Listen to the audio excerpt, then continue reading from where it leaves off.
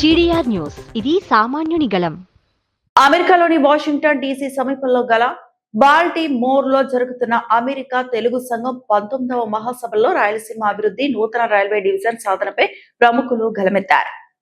ఆదివారం ఇక్కడ నిర్వహించిన మన రాయలసీమ అవగాహన సదస్సులో బాలాజీ రైల్వే డివిజన్ సాధన సమితి కన్వీనర్ కుప్పల గిరిధర్ కుమార్ పాల్గొని ప్రసంగించారు. తిరుపతి కేంద్రంగా నూతన రైల్వే డివిజన్ ఏర్పాటుతో పాటు టీటీడీ నిధులతో రాయలసీమలోని పురాతన ఆలయాల పునరుద్ధరణ చేపట్టాలని ఆయన ఈ వేదికగా ప్రతిపాదించారు.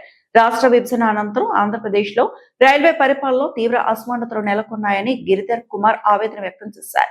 మిగిలిన 7 జిల్లాలకు విజయవాడ, గుంటూరు డివిజన్లతో పాటు విశాఖ జోన్ కూడా అందుబాటులో ఉండగా ఒంగోలు, నెల్లూరుతో పాటు ఉమ్మడి రాయలసీమలోని 4 జిల్లాలకు కలిపి కేవలం గుంతకల్లు డివిజన్ మాత్రమే సేవలందిస్తోందన్నారు. ఈ వివక్షను తొలగించి ప్రాంతీయ అభివృద్ధికి ఊతమిచ్చేలా తిరుపతి కేంద్రంగా ప్రత్యేక రైల్వే డివిజన్ వెంటనే ఏర్పాటు చేయాలని, ప్రయాణికుల సౌకర్యాలు, కొత్త మార్గాలను అభివృద్ధి చేయాలని కేంద్ర ప్రభుత్వాన్ని కోరారు. రాయలసీమ ప్రాంతానికి అంటే ఉమ్మడి 4 జిల్లాలు, నెల్లూరు, ఒంగోలు ఈ 6 జిల్లాలకు కలిపి ఒకే డివిజన్ ఉంది. అది గుంతకల్ డివిజన్. ఎప్పుడు బ్రిటిష్ కాలం నుంచి ఉంది. సో రైల్వేల పరంగా ఉమ్మడి ఆంధ్రప్రదేశ్ లో ఫస్ట్ వేసిన ట్రాక్ ఏంటంటే వాయిల్పాడ్ నుంచి చిత్తూరు సైడ్ అన్నమాట, హాస్టల్స్ పోయేదానికి. తర్వాత చెన్నై నుంచి చిత్తూరు రూట్ లో వచ్చింది. సో రైల్వేల పరంగా అంత హిస్టరీ ఉన్నా కూడా అదే 6 జిల్లాలు, ఉమ్మడి 14 జిల్లాల్లో మనం 7 జిల్లాలు తీసుకుంటే విజయవాడ, గుంటూరు పక్కపక్కనే 2 డివిజన్స్ ఉన్నాయి, రైల్వే డివిజన్స్.